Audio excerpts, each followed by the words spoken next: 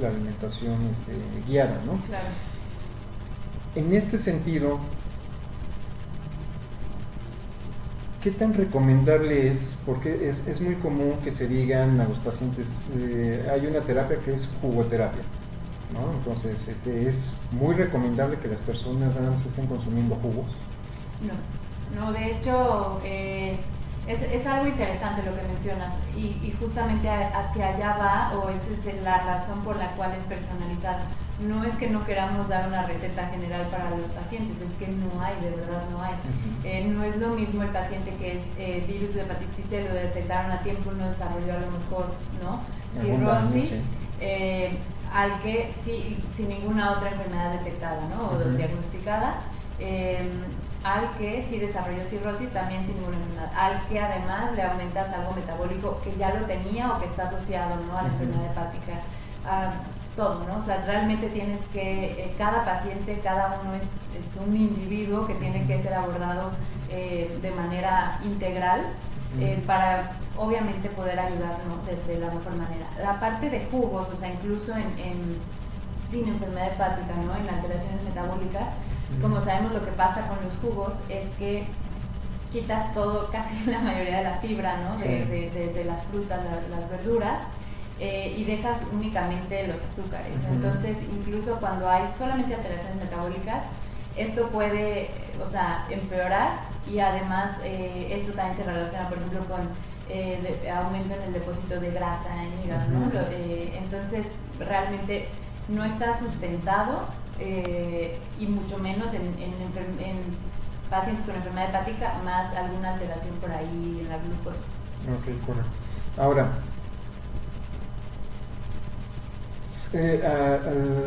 a la medida de que la persona va estabilizándose, ya sea su grado de fibrosis o el padecimiento que tenga, ¿tiene que haber ajustes en la alimentación? Sí, realmente yo lo llamo que es un proceso dinámico totalmente, e incluso de una semana, depende obviamente del estadio, ¿no? Entonces a veces en los pacientes CHAI C, ¿no?, que llegan y tienen encefalopatía, tienen ascitis, tú haces alguna indicación específica para ayudar a controlar estas complicaciones, revierten obviamente con un tratamiento farmacológico adecuado, tratamiento nutricional, revierten, entonces de hecho requieres modificar nuevamente a la etapa entonces en la que están. Esto es, obviamente los pacientes mientras más avanzado hay que dar más seguimiento y generalmente más modificaciones, pero sobre todo eso es algo bien importante, el seguimiento, porque a veces pasa que, bueno, llegan, ya les das el tratamiento, es el tratamiento farmacológico, el tratamiento médico, es como si llegaras, te dan el tratamiento para el virus C y listo, ¿no? Y no sabes si te curaste o no. Lo mismo es la dieta, o sea, es exactamente lo mismo. Entonces hay que ver el efecto en la composición corporal, en la cantidad de músculo, de líquidos, de grasa, ¿no? O sea, sí se tiene que estar monitorizando, y finalmente eso ayuda al paciente porque a veces hay unas indicaciones, a lo mejor cuando hay ascitis, de restringir un poco el sodio, ¿no? Entonces, si ya no es necesario, pues también ayuda al paciente a modificar la dieta y que sea más fácil llevarla. Sí, por supuesto. Bueno, aquí están viendo, amigos, la importancia de que, para empezar, entendamos de que no es la alimentación en las personas con alguna enfermedad, no se trata de recetas generales, tiene que ser individualizado y tiene que haber seguimiento, tiene que haber constancia. Si nada más van una vez con la nutrióloga, con el nutriólogo, y con eso creen que es suficiente, la verdad es que no. Si quieren tener mejores resultados, en especial a personas que ya tienen algún grado de cirrosis, tienen que ser constantes con lo que viene siendo el especialista en nutrición. Una pregunta, Astrid. Para dar seguimiento, evaluar que la persona está teniendo una mejoría en la nutrición, ¿es necesario mandarle a hacer estudios de laboratorio? No. En estos casos, en población general y en casi la mayoría de las enfermedades, sí tenemos marcadores que los sacamos de la sangre, ¿no?, que los podemos ver en los estudios de laboratorio, que son marcadores del estado nutricional. Es bien interesante tu pregunta, porque justamente en la enfermedad hepática, como les decía, el hígado es el que sintetiza muchas proteínas, es el que detoxifica, etcétera. Entonces, cuando el hígado está fallando, las proteínas pierden un poco su síntesis o se alteran, ¿no? Entonces, nosotros vamos a ver probablemente alguna alteración en los resultados del laboratorio, pero esto puede ser explicado por la enfermedad hepática y no necesariamente por el estado nutricional. Entonces, eso hasta cierto punto nos limita mucho, porque, bueno, sería ideal que para el seguimiento médico y nutricional con unos estudios tengamos, con estudios de laboratorio. Sin embargo, en este caso sí es más complicado, sí se requieren pruebas, sobre todo de análisis de composición corporal, más específicas, que bueno, yo tengo una línea de investigación en eso justamente por la necesidad de proponer nuevos métodos o de utilizar los métodos que realmente sirvan.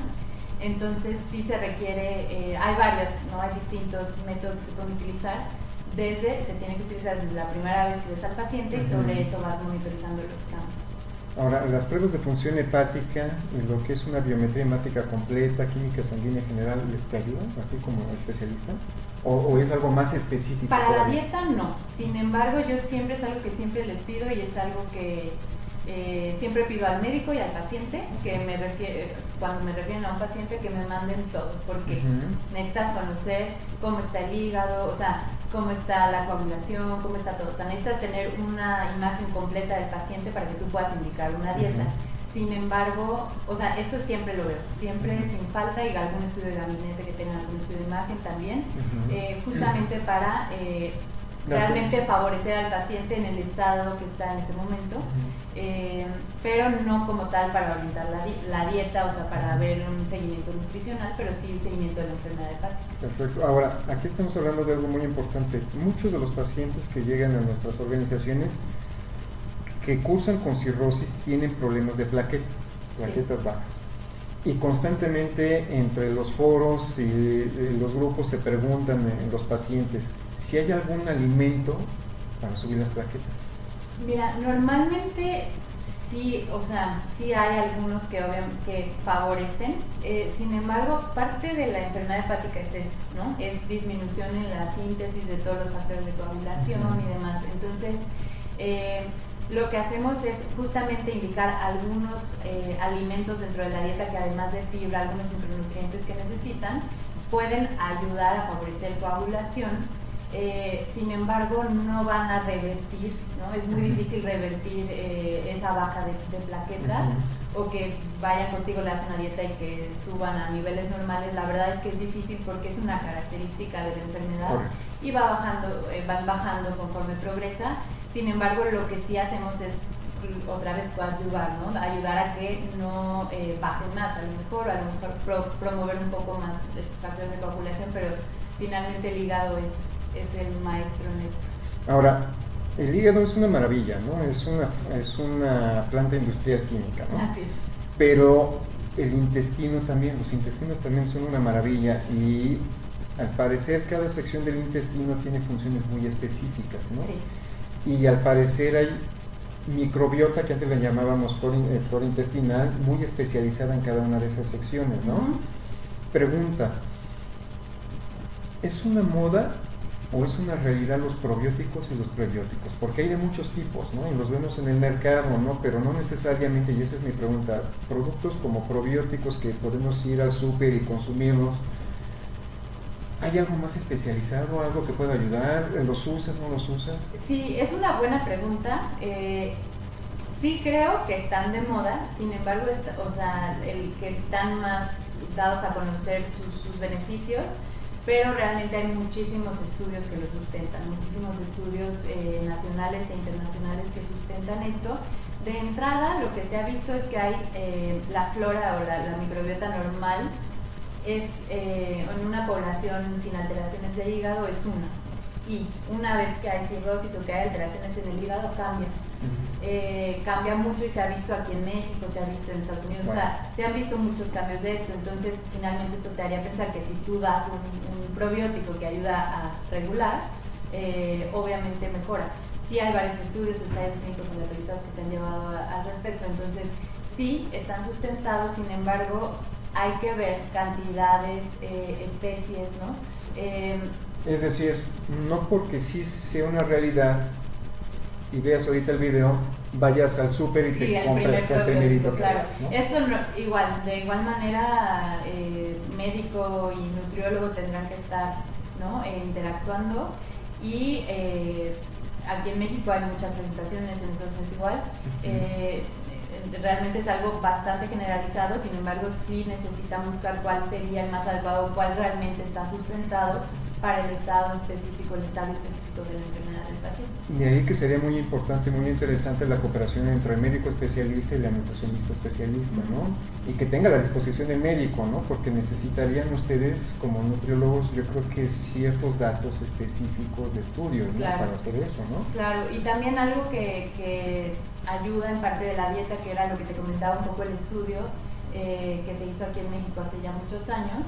Encontraron que, por ejemplo, proteína que venía de lácteos ayudaba no solo por el tipo de proteína, sino que además contiene muchas veces probióticos, prebióticos. Entonces, esto favorecía obviamente a la microbiota y finalmente esto hace que se compliquen menos, ¿no?, de la enfermedad. ¿Qué es un prebiótico? ¿Qué es un probiótico? Normalmente los prebióticos son los que alimentan al probiótico, o sea, las bacterias, y los probióticos son bacterias buenas, ¿no?, hasta cierto punto, que te ayudan a mejorar el equilibrio. Ahora, otra pregunta. A los pacientes que sobre todo tengan cirrosis o no, pero sobre todo los de cirrosis, sobre todo los que ya están descompensados, les mandan antibióticos. Sí. ¿Estos antibióticos afectan la microbiota, es decir, la flora intestinal? ¿Los pueden afectar? ¿O solamente son tan selectivos que solamente destruyen las bacterias malas y dejan intactas a las bacterias buenas? Depende, obviamente depende del antibiótico. Sin embargo, bueno, cuando van con algún especialista, obviamente altera, finalmente son antibióticos, ¿no? Y justamente también se puede hacer la combinación de, incluso pasa no solo en esa enfermedad hepática, o sea, si uno va al médico y requiere antibiótico, muchas veces le dejarán el probiótico. Entonces habrá que hacer eso. Sin embargo, algunos de los antibióticos sí son especializados, no es que no alteren, sin embargo no es que den una alteración muy grande. Entonces, dependiendo del antibiótico, sí se requiere, ya sea que una vez terminado el tratamiento, bueno, no haya problema, o que a la par del tratamiento se dé por ahí algún antibiótico. Ahora, hemos tenido casos, sobre todo cuando llevan tratamientos con los nuevos antivirales, pero también sobre todo con interferón, de que tienen problemas gástricos. Ahí la alimentación también es importante. Sí. Bueno, esto es algo que también es difícil para nosotros porque querríamos ayudarlos y quitarle totalmente, ¿no?, los efectos adversos. Sin embargo, bueno, el medicamento tendrá algunos, los medicamentos, sobre todo, digo, ahora creo que sí han reducido un poco. Y finalmente sí, o sea, lo que intentamos es, por ejemplo, separar, fraccionar las comidas, algún tipo de... Generalmente la dieta, de hecho, llevará algún tipo de alimentos que no es muy irritante, etcétera. O sea, puedes ayudar, sin embargo, no lo podemos eliminar por completo. Fíjate que también es buena la nutrición, pero tampoco no es de maravillas, Nos hemos encontrado con muchos casos de personas en donde sus médicos o nutriólogos les dicen 0 lácteos o 0 carne.